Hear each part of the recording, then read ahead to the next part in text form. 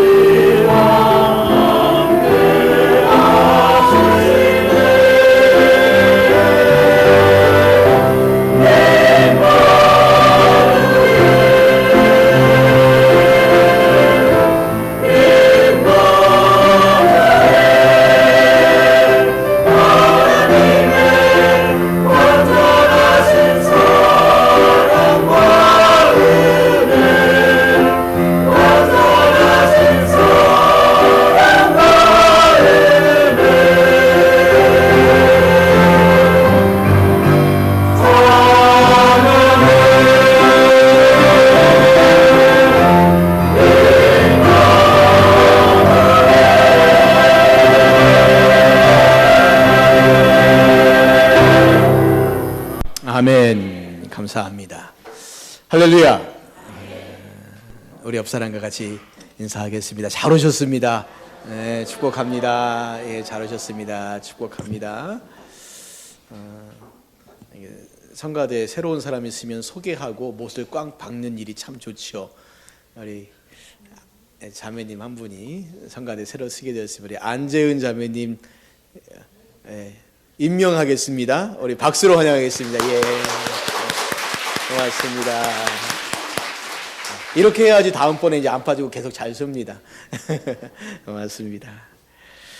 성탄절 시즌 되면 항상 TV에서 나왔던 고정적인 영화가 있었습니다. 여러분 혹시 아시는지 모르겠지만 나홀로 집에라고 하는 영화, 케빈이라고 하는 한 아이가 다 가족들이 크리스마스 휴가를 떠나는데 혼자 어쩌다가 못 떠나고 집에 혼자 남아서 도적들과 싸우는 아주 재미있는 그런 영화였습니다. 굉장히 유명한 영화지요. 그래서 사람들이 이제 보다 지쳐서 이제 더 이상 안 보는 그 영화가 나홀로 집에라는 영화인데, 또 하나 그린치라고 하는 영화도 있습니다. 이건 애니메이션이기 때문에 아이들이 참 좋아하는 영화인데, 이 영화는 닥터 수스라고 하는 작가가 그린치는 어떻게 성탄절을 훔쳤는가, 이게 제목이에요. 이 책을 영화화한 그런 작품이라 할 수 있습니다. 스토리는 굉장히 간단합니다. 이런 얘기입니다. 산 꼭대기에 그린치라고 하는 아주 조그마한 괴물 하나가 살고 있었습니다. 아주 심술꾸러기고요, 아주 못돼 먹었습니다. 그런데 이 그린치가 성탄절 이브를 맞이해서 기쁨에 젖어 있는 산 아래 마을 사람들을 보고 괜히 심술이 났습니다. 자기는 혼자여서 함께 보낼 사람이 없는데 이 산 아래 사람들이 같이 모여서 추리도 만들고 선물도 주고받고 음식도 하고 노래도 부르고 하니까 그 재밌게 보내는 게 보기 싫은 겁니다. 그래서 이 그린치가 내가 저들에게서 성탄절을 빼앗고야 말리라, 그 마음에 결단을 해요. 그래서 그 밤에 12월 24일 밤에 이 그린치가 산타크로스 복장을 쫙 하고 자신이 키우는 개 한 마리에다가 사슴뿔을 붙여서 사슴으로 위장을 하고, 그리고 썰매 하나를 만들어서 한밤중에 산 아래로 내려갑니다. 그리고 집집마다 다 돌아다니면서 선물을 주는 게 아니라 각 거실에 있는 추리하고 선물들하고 음식들을 다 훔쳐가지고 산꼭대기 자기 집으로 왔습니다. 자기 말대로 하면 성탄절을 훔친 거죠. 그리고 이제 보는 겁니다. 자, 내가 성탄절을 훔쳤는데 저들이 어떻게 성탄절을 보내나 아마 속상해하면서 엉망진창으로 보낼 거라고 기대하고 이렇게 산 아래 마을 사람들을 쳐다보고 있는데, 이 마을 사람들이요, 더 이상 추리도 없고 선물도 없고 음식도 없고 이 모든 것이 다 사라져 버렸는데도 여전히 기쁜 마음으로 즐겁게 찬양하면서 성탄절을 보내고 있더라는 겁니다. 그린치가 이 모습을 지켜보면서 이렇게 말을 합니다. 아마도 성탄절은 내가 생각했던 것보다 더 깊은 의미가 있는지도 모르겠다. 자기가 보기에는 성탄절을 뭐로 봤냐면 추리로 보고, 그 다음에 선물 주고받는 것으로 보고, 맛있는 음식 먹고 파티하는 것으로 봤다는 거죠. 근데 다 뺏어 갔는데도 사람들이 즐거워하니까 아마도 내가 생각했던 것과는 좀 다른 더 깊은 의미가 있는가 보다 하고 이 그린치가 생각하면서 이 영화가 끝을 내립니다. 이 이야기는 1957년도에 만들어진 겁니다. 닥터 수스는 아마도 이 그린치를 통해서 당시 사람들에게 성탄의 더 깊은 의미에 대해서 질문하고 싶었는지 모릅니다. 1957년도에 이런 질문했다면 오늘 2019년도를 살고 있는 오늘 우리들에게도 아마 이 질문은 더 의미가 있을 거라고 생각합니다. 요즘 많은 사람들이 그 입에 달고 하는 소리 중에 하나가 요즘은 성탄 분위기가 안 난다, 뭐 이런 이야기지 않습니까? 성탄 분위기가 안 난다. 왜 안 날까 봤더니 첫 번째는 나이가 들어서 그 기쁨이 없는 것 같아요. 어렸을 때 참 그 기쁨과 즐거움이 있었던 기억이 납니다. 성탄절 그런 괜히 막 기대를 하고, 누가 선물 줄 사람도 없는데 양말 하나 딱 여기다 걸어놓으면 뭔가 선물이 올 것 같은 느낌이 들고, 중고등부 올라가서는 24일 날 밤에 모여가지고 서로 막 온라이트 한다면서 서로 선물 주고 받고, 여기저기 교인들 집에 다니면서 찬양하고, 그리고 또 맛있는 간식 받아와서 또 그거 가지고 먹고, 그랬던 시간들이 있었습니다. 그러니까 막 기뻤고 즐거웠는데, 나이가 들어갈수록 점점 성탄절이 별로 안 기쁘다 그래요. 분위기가 안 난다. 그러시죠? 여기 연세 많으신 분들 어렸을 때 성탄절 그러면 어떤 느낌이 나십니까? 이정숙 집사님, 성탄절 그러면 되게 어렸을 때 즐거웠던 기분들 아시죠? 지금도 즐거우신가요? 예, 지금도 즐거우시답니다. 지금도 즐거우신 분은 참 감사한 건데, 어떤 분들은 성탄절이 왔네. 특별히 어린아이를 키우는 분들은 대부분 선물 뭘 사줘야 되나, 그리고 막 골치 아프고 머리 아픈 그런 시간들을 보낼지 모르겠는데, 여러분 이렇게 질문하고 싶습니다. 여러분에게 성탄절은 어떤 의미가 있는 날입니까? 성탄절 기뻐하십니까? 왜 기뻐하세요? 왜 기뻐하십니까? 성탄절을 상징하는 모든 것들이 다 사라져도 여전히 기쁘시겠습니까? 만약 그렇다면 왜 그렇습니까? 성탄절의 더 깊은 의미, 이 그린치가 마을 사람들의 모습을 보면서 생각했던 성탄절의 더 깊은 의미가 뭐냐? 더 깊은 의미라기보다는 본질적인 의미가 뭐냐? 우리가 왜 이 성탄을 기뻐해야 될 것인가? 이 성탄절을 앞에 두고 한번 고민해 봐야 되지 않습니까? 우리가 이 성탄절의 깊은 의미, 본질적인 의미를 안다면 아마 조금 나이가 들고, 아니면 뭐 별로 분위기도 없고 눈도 오지 않고, 이 성탄 분위기 없네? 근데 괜히 눈만 와도 기쁘지 않습니까? 눈이 와서 기쁜 게 아니라 정말 본질의 의미를 알고 우리가 왜 기뻐해야 될 것인가? 주님의 오심의 의미, 하나님께서 아들을 보내신 이유가 뭔가, 우리가 좀 깊이 오늘 본문을 통해 이 질문에 대한 답을 같이 찾아보고 우리가 진심으로 성탄을 기뻐할 수 있는 저와 여러분 되시기를 주님의 이름으로 축원을 드립니다. 자, 먼저 성탄의 의미를 한번 생각해 보겠습니다. 우리가 성탄절하면 먼저 생각할 것이 무엇인가? 4절 말씀 보시겠습니다. 4절 말씀 우리 같이 읽겠습니다. 시작. 때가 참에 하나님이 그 아들을 보내사 여자에게서 나게 하시고 율법 아래에 나게 하신 것은, 자, 우리가 여기에서 첫 번째로 주목해야 할 것이 뭐냐면 하나님께서 그 아들을 보내셨다는 것입니다. 하나님께서 그 아들을 보내사, 이것은 예수님의 신성을 강조하는 말씀입니다. 보내셨다는 것은 이미 존재하는 예수님이 오신 거예요. 없는 예수님을 만들어서 우리에게 보내신 것이 아니라 이미 존재하시는 예수님을 보냈습니다. 예수님은 그래서 마리아의 모태에서 처음으로 생기신 분이 아니란 겁니다. 그러므로 우리가 예수님의 오심을 신학적으로 정확히 표현하자면 단순한 출생, 탄생이 아니라는 거죠. 성탄이란 말 자체가 거룩한 탄생 아닙니까? 그런 탄생이 아니라 성육신, 즉 하나님이 사람이 되신 사건, 이미 존재하신 하나님께서 사람으로 이 땅에 오신 사건이지 예수님이 그날 응애하고 태어나신 그 사건이 아니란 겁니다. 이것을 가장 잘 설명한 사람이 바로 사도 요한입니다. 요한복음 1장 1절부터 3절까지 말씀에 자, 이렇게 말씀하고 있는데, 여러분 보십시다. 요한복음 1장 1절부터 3절까지 말씀 우리 화면 보시면서 같이 한번 읽겠습니다. 시작. 태초에 말씀이 계시니라. 이 말씀이 하나님과 함께 계셨으니 이 말씀은 곧 하나님이시니라. 그가 태초에 하나님과 함께 계셨고 만물이 그로 말미암아 지은 바 되었으니 지은 것이 하나도 그가 없이는 된 것이 없느니라. 자, 여기서 태초라는 말은 천지 창조가 있기 전을 말하는 겁니다. 말씀은 성자 예수님을 가리킵니다.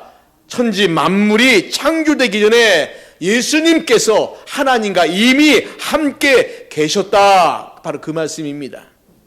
그렇다면 사도 요한은 왜 태초에 예수님이 계셨다라고 말하지 않고 태초에 말씀이 계셨다라고 얘기하고 있는가? 그 말씀이 누군가? 요한이 이에 대해서 분명하게 14절에서 이렇게 설명하는데 보십시오. 이렇게 말합니다. 말씀이 무엇이 되어요? 육신이 되어 우리 가운데 거하심에 우리가 그의 영광을 보니 아버지의 독생자의 영광이요 은혜와 진리가 충만하더라. 말씀이 육신이 되어 우리 가운데 거하셨다는 겁니다. 2000년 전 유대 땅 베들레헴의 아기로 태어나신 예수님은 온 천하 만물을 창조하신 분이십니다. 이 온 우주 만물의 창조자께서 유대 땅 베들레헴의 아기로 태어나신 겁니다. 이것은 기적 중에 기적입니다. 그런데 이 일이 2000년 전 유대 베들레헴에서 실제로 일어났습니다. 말씀이 육신이 되셨어요. 하나님께서 인간이 되셨다는 겁니다.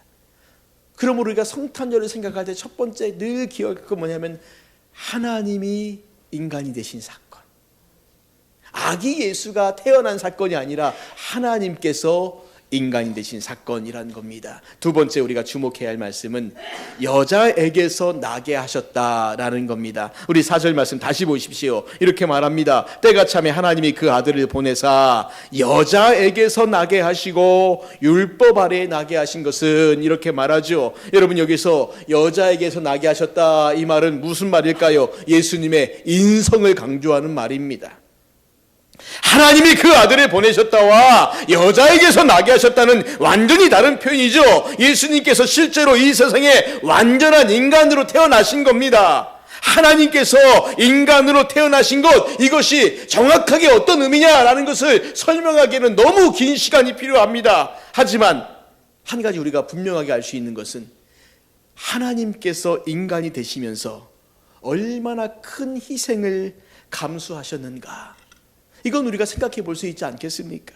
여러분 생각해 보십시오. 하나님의 속성 가운데 무소부재라고 하는 속성이 있습니다. 하나님께서는 영이시기 때문에 모든 곳에 계신다, 그 말씀이죠. 그래서 같은 시각에 한국에서 기도해도 들으시고, 미국에서 기도해도 들으시고, 일본에서 기도해도 들으시고, 하나님께서는요 세계 각국에서 어느 장소에서 어떤 사람이 기도해도 그 기도를 동시에 그 시간대에 다 들으실 수 있는 겁니다. 그런데 예수님께서 인간이 되실 때 무소부재의 속성을 포기하셨습니다. 여러분 인간의 한계가 무엇일까요?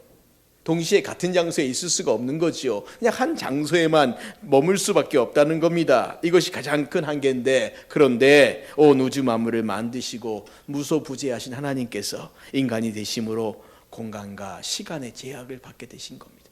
이걸 선택하신 거예요. 뿐만 아니라 예수님께서는 인간이 되심으로 한 번도 피곤을 겪어보지 않으신 분인데 피곤함을 겪기 시작하셨습니다. 성경 곳곳에 보시면 예수님께서 피곤하셔서 주무셨다라는 기록을 많이 볼 수가 있습니다. 그리고 먹지 않아도 존재할 수 있으셨던 분이 때가 되면 먹어야만 했습니다. 우리와 똑같이 시험도 받으셨습니다. 마지막에 겪으셔야 했던 십자가의 고통은 말할 것도 없습니다. 고통을 전혀 모르던 분이 인간의 모든 고통과 시험을 몸소 겪으셨습니다. 예수님의 이러한 희생과 낮아지심은 베들레헴 성탄 이야기에서 발견할 수 있다는 겁니다.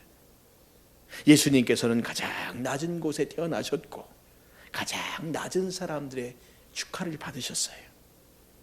예수님이 태어나신 땅은 베들레헴이란 곳입니다. 지금 우리로 말하면 저기 어디 두메산골이라고 보시면 돼요.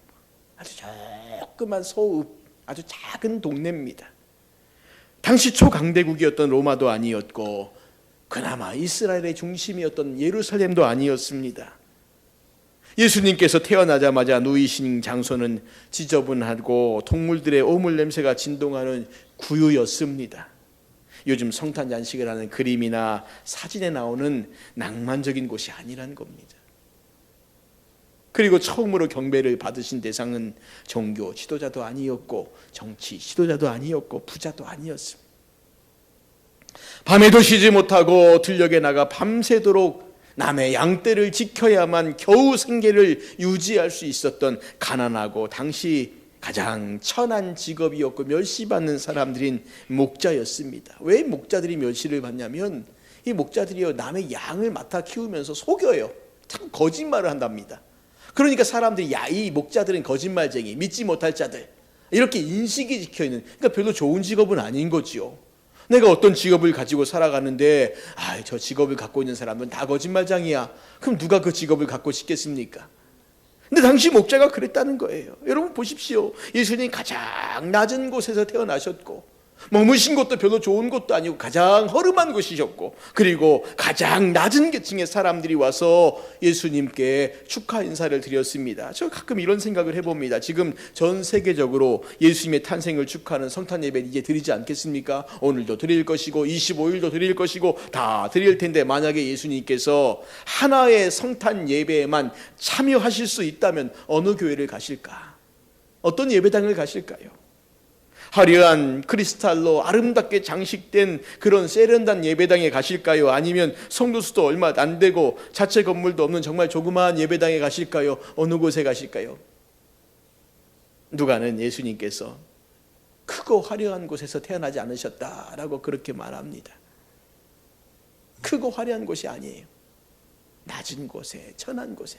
아니, 인간이 되신 것 자체도 참 낮아지심의 큰 의미인데, 이 낮아지심을 더 낮아지심으로 보이시려고 왕의 아들도 아니고 귀족의 아들도 아니고 부자의 아들도 아니고 가장 가난한 사람의 아들로, 그것도 누이실 곳이 없어서 말 구유에 누이시고, 축하 인사를 받을 사람이 그렇게 없었습니까? 기껏해야 축하 인사를 받았던 사람들이 들에서 남의 양을 치던 목자 같은 사람들이었습니다.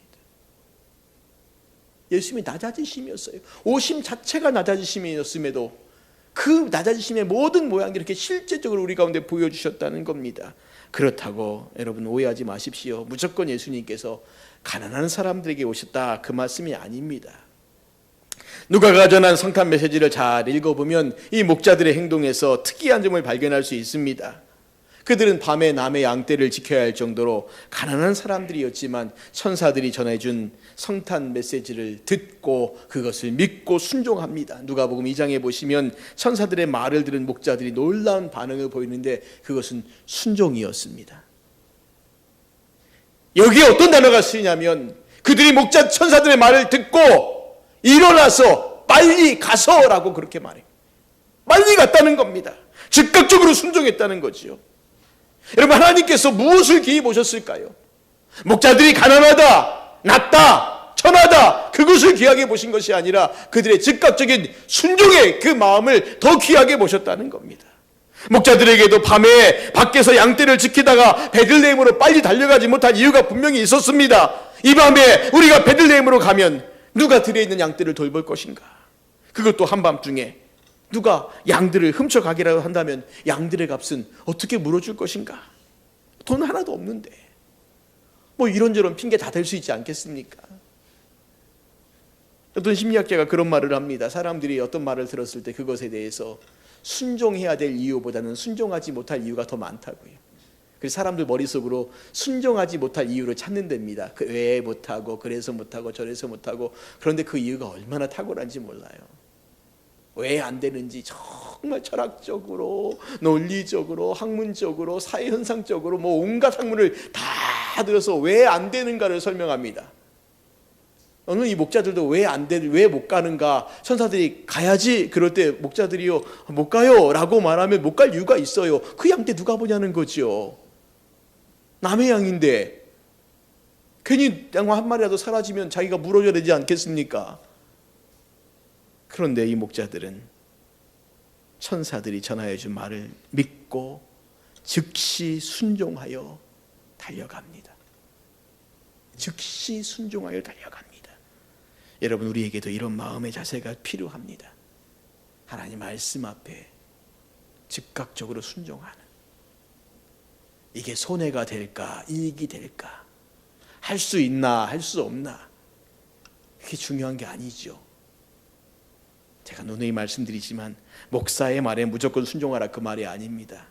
하나님의 말씀 앞에, 하나님 말씀 앞에 즉각적이고 온전한 순종이 얼마나 중요한가. 그러기 우리에게 필요한 게 우리가 말씀을 듣는 일이에요. 말씀을 잘 듣고 분별하여 이것이 하나님의 말씀이다, 그러하다, 그러면 믿고 순종하는 겁니다. 하나님 말씀 앞에 믿고 순종해야죠. 하나님 말씀이 아닌 다른 엉터리 같은 말에 믿고 순종하면 안 됩니다. 요즘 수없이 많은 이단들이 엉터리를 가르치는데 그 가르치는 말을 듣고 얼마나 많은 사람들이 그 말에 순종합니까? 답답할 정도잖아요. 한심할 정도 아닙니까? 그런데 그 말을 듣고 따라가지 않습니까? 사랑하는 성도님들, 하나님 말씀 앞에 이 목자들처럼 즉각적으로 순종하는 은혜가 있기를 바랍니다. 하나님께서 그들을 기뻐하십니다. 물론 우리 주님은 빈부귀천 따지지 않아요. 그러나 누구를 기뻐하시는가? 진정으로 기뻐하시고 복 주시는 사람들이 누굴까? 주님의 말씀을 믿고 순종하는 사람들입니다.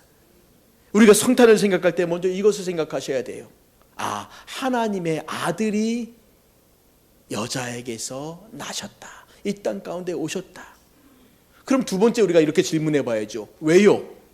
왜 하나님은 당신의 아들을 이 땅 가운데 보내셨을까?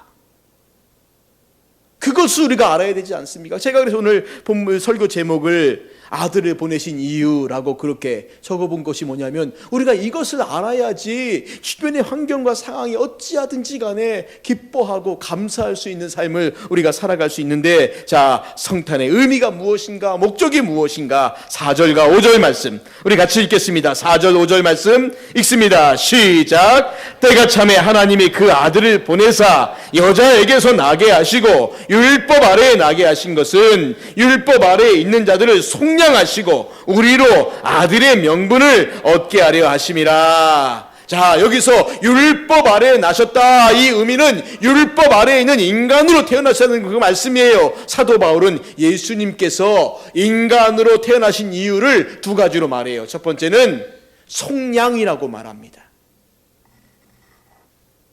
5절 말씀이죠. 율법 아래에 있는 자들을 무엇하시고요? 속량하시고, 두 번째는 우리로 아들의 명분을 갖게 하시려고.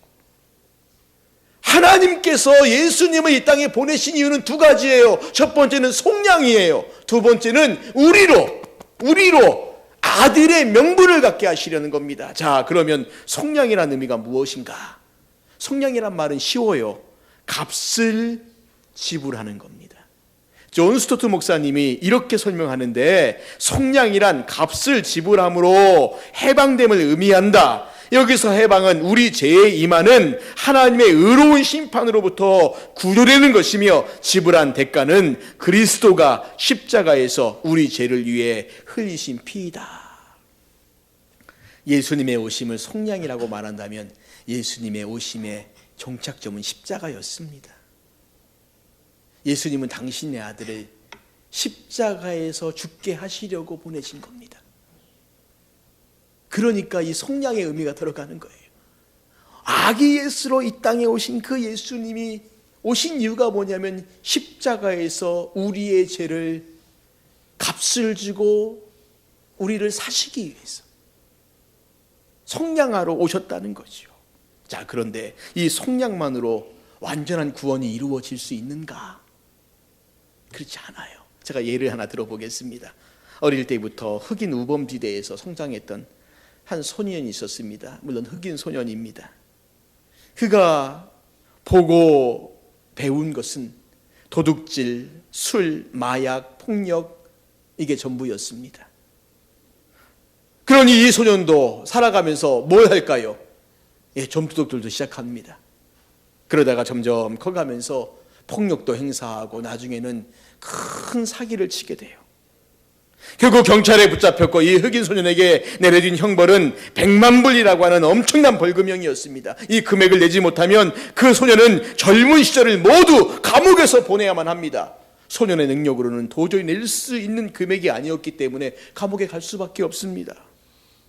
자, 그런데 이 흑인 소년을 재판했던 판사도 흑인인데, 이 판사도 자기가 이 소년처럼 불우한 어린 시절을 보낸 사람이에요.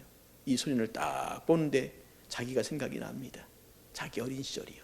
그래서 이 소년을 위해서 이 판사가 결단합니다. 자기의 전 재산을 다 팔아서 이 값을 지불하겠다. 벌금을 대신 내주겠다. 그래서 정말 벌금을 내줬어요. 여러분, 이게 뭔지 아세요? 이게 속량이라는 겁니다. 값을 대신 지불해 주는 거예요. 값을 대신 지불해줘서 해방시키는 겁니다. 자, 그런데 보십시오. 이렇게 만약에 값을 대신 지불해주고 이 소년을 내보내요. 내가 값을 다 갚았으니까 너희의 자유다. 그러고 내보내면 이 소년이 어디 가겠습니까? 다시 자기가 살던 동네로 가겠죠. 그리고 뭐 할까요? 여전히 똑같이 살아갈 거 아니겠습니까? 안 되잖아요. 이 소년은 그것밖에 할 줄 몰라요. 자기가 어려서 배운 도둑질하고 사기 이것밖에 없어요. 이렇게 흑인 소년을 재형벌해서 속량해 주는 것, 단지 벌금을 대신 물어주는 것, 이것은 반쪽짜리 구원밖에 되지 않는다는 겁니다. 다만 감옥에 들어가는 것을 막아준 거죠. 완전한 구원이 뭘까요? 이 판사가 고민합니다. 그러다가 이 흑인 소년을 자신의 양자로 삼아요. 내가 이 소년을 우리 집에 데려가서 다시 처음부터 교육을 시키겠다. 그저 어려서부터 도둑질하고 사기치고 거짓말하고 이것밖에 못 배운 이 소년을 다시 데려다가 처음부터 교육시키겠다. 그래서 사회에 좋은 구성원 되게 만들겠다. 이게 완전한 구원 아닙니까? 속량한 벌금을 대신 내준 이유가 뭘까요? 이 소년 단지 감옥에 들어가지 못하게 하는 것이 아니에요. 이 소년으로 하여금 완전한 정말 좋은 사람 되게 하기 위해서 벌금을 대신 내준 거 아니겠습니까?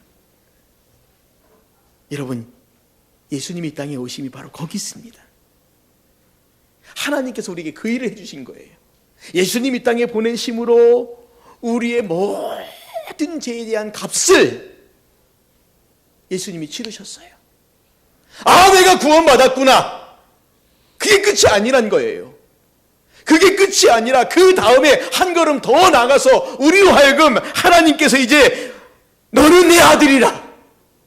너는 내 아들이라. 그러니 이제 우리가 속량받은 우리가 어떻게 살아야 할까요? 하나님의 아들답게 살아가는 거죠. 이게 완전한 구원이란 겁니다. 우리나라 기독교 역사 가운데 똑같은 모양은 아니지만 비슷하게 흉내내신 정말 귀한 분이 있습니다. 손양원 목사님이 자신의 두 아들을 죽인 그 좌익 학생, 그 학생 사형당할 뻔한 것 가서 막아요. 그리고 그 아이를, 그 사람을 데려다가 자기 아들 삼습니다. 양자로 삼아요. 어쩜 우리 하나님이 우리를 향해서 행하신 것과 똑같은 일을. 그래서 손양원 목사님의 그 사랑, 우리가 사랑의 원자폭탄 그렇게 말하지 않습니까? 하나님께서 바로 당신의 아들을 이 땅에 보내신 이유가 거기 있다는 거예요. 죄로 인해 죽었던 우리를, 죽음의 길로 가고 있는 우리를 다시 살려주시고, 그리고 그 자격 없는 우리에게 하나님의 아들이라고 그 이름을 붙여주셔서 우리의 입을 열어서 뭐라고요? 아버지라고 부를 수 있게끔 그렇게 행하셨다는 겁니다. 마태복음에 보시면 마태가 예수님의 이름을 통해서 이 일들을 정확하게 우리에게 보여줘요. 여러분, 마태복음에 보시면 예수님의 이름이 두 가지가 나와요. 첫 번째는 예수라고 하는 이름이 나옵니다. 두 번째는 임마누엘이라는 이름이 나와요. 자, 뭐라고요? 첫 번째가 예수입니다. 두 번째는 임마누엘입니다. 이 예수라고 하는 이름의 뜻은 구원의 의미가 있어요. 구원입니다. 속량인 거죠. 임마누엘이라는 이름은요, 함께 하심이죠. 아들 삼아 주셔서 내가 너와 함께, 네가 나와 함께 영원히 거하자라고 하는 그 의미가 이 이름 가운데 다 있어요. 왜 마태가 예수님의 이름을 두 가지를 다 언급하고 있을까요? 이 두 가지가 함께 있어야만이 완전한 구원이 되기 때문이란 겁니다. 진정한 구원은 죄의 형벌에서 해방될 뿐만 아니라 하나님과 새로운 관계 속으로 들어가는 겁니다. 이것을 우리가 믿도록 하기 위해서 하나님께서 예수님을 이 땅에 보내셨고, 예수의 영이신 성령님을 우리 마음 가운데 보내주신 거예요. 6절에 이렇게 말합니다. 너희가 아들임으로 하나님이 그 아들의 영을 우리 마음 가운데 보내사 무엇이라고 부르게 하셨다고요? 아빠, 아버지라고 부르게 하셨다고요. 우리가 하나님을 향하여 아버지라고 부르게 하셨다는 겁니다.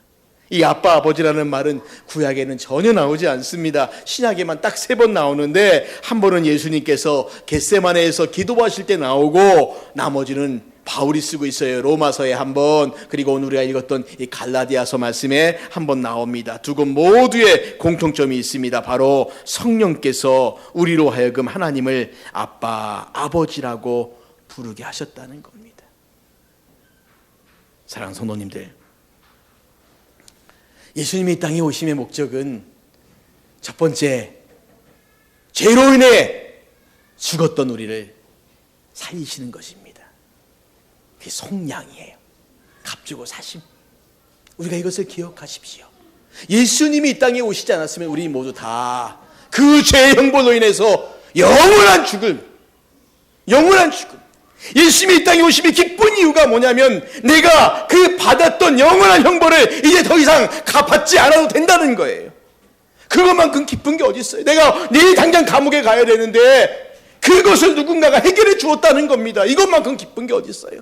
두 번째, 나 같은 자에게 하나님을 향하여서 아빠라고 부를 수 있게 하신, 아빠라고 부를 수 있게 하신.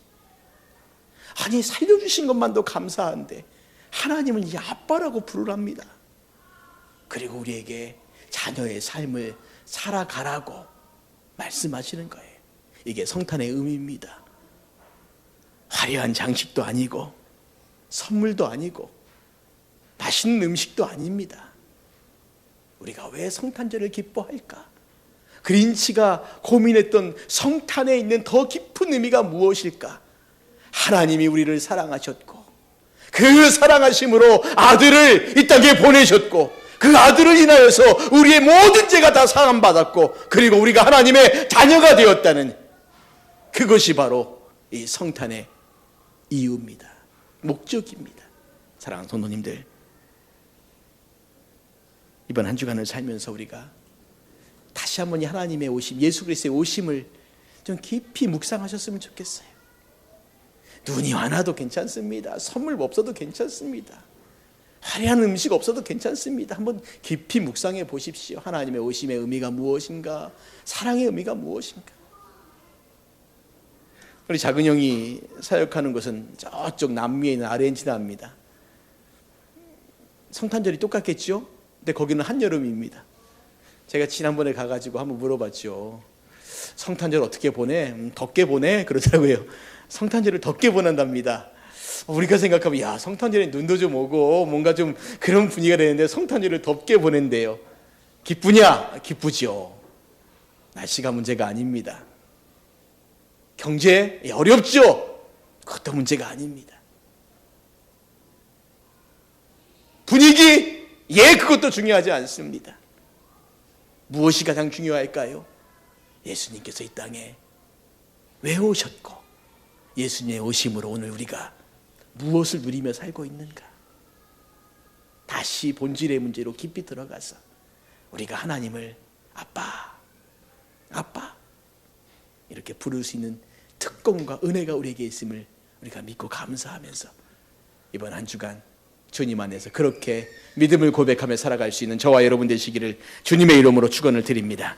우리 시간 같이 찬양하고 기도하겠습니다. 아바 아버지라는 찬송인데 하나님께서 우리에게 주신 특권이 바로 여기 있지 않습니까? 우리가 하나님을 아빠 이렇게 부를 수 있는 얼마나 귀하고 복된 은혜인지 우리 찬송을 부르시면서 하나님 우리 아빠시군요, 우리 아버지시군요, 우리가 이 고백할 수 있는 시간 되었으면 합니다. 아바 아버지 나를 안으시고 바라보시는 아바 아버지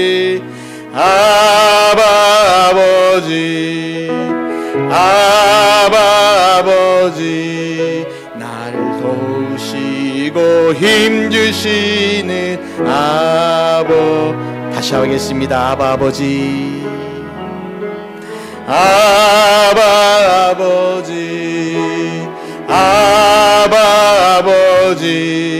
나를 안으시고 바라보시는 아바 아버지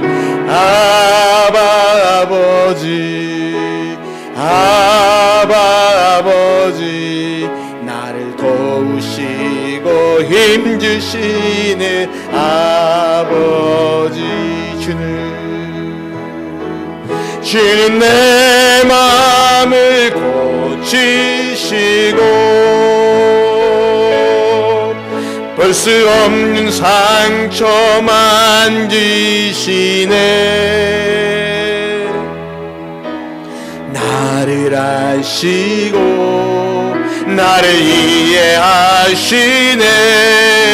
내 영혼 새롭게 세우시네. 아바 아버지, 아바 아버지, 아바 아버지, 나를 안으시고 바라보시는 아바 아버지, 아바 아버지, 아바 아버지, 나를 도우시고 힘주시는 아버지.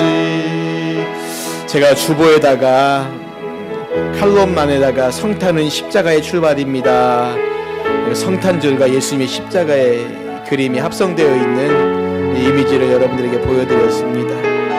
예수님이 이 땅에 오심, 그냥 기쁘다 구주 오셨네, 왜 오셨을까? 그 오심이 나에게 어떤 의미가 있을까? 여러분, 우리가 이것을 깊이 묵상할 때 성탄의 진정한 의미를 깨달아 알고 또 기쁨으로 감사함으로 살아갈 수 있음을 믿습니다. 그리고 우리가 그 사랑을 또 다른 사람들에게 전해야 하지요. 여러분, 이 시간에 우리 같이 주신 말씀 기억하면서 기도합시다. 주님 이 땅에 오신 이유가 무엇이고 왜 오셨는지 그 오심의 의미를 우리가 깊이 묵상하면서 우리가 주님의 오심을 기뻐하고 감사하는 그런 우리가 되게 해달라고 우리 통성으로 기도하겠습니다. 기도합니다. 하나님 아버지, 은혜를 감사합니다. 오늘 우리가 하나님 앞에 나와서 같이 하나님을 예배할 수 있도록 인도하여 주심 감사합니다. 참으로